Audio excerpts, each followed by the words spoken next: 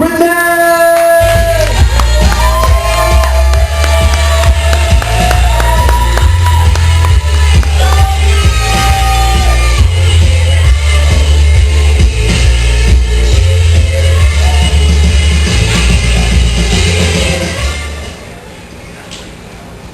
I sharpen my pencils to the point of killing.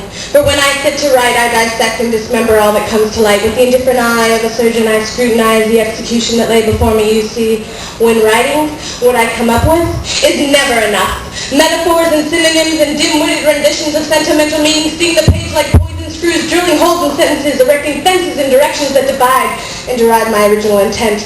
And what I meant to say is lost in presumptuous pretensions, pretending the words matter more than simplicity of meaning, leaving what remains cheap and scathed, hazy at best. So when I sit to write, I sharpen my tongue to razor tips, slipping things I heard into the mix. I watch them run, mingle, trickle on the page, and then I stab them in the heart.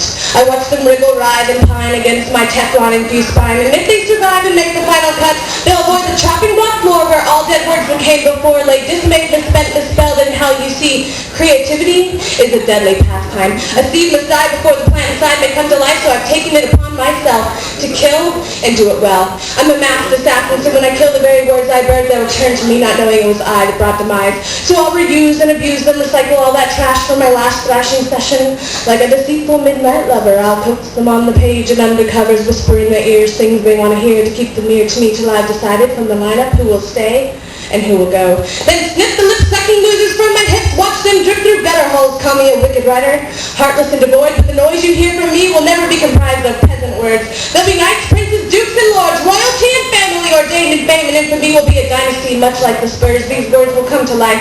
Under nightfall in my knife, I'll be stalking, knocking on strange alleyway doors, soliciting whores to do my bidding, bringing in words of the slighted kind.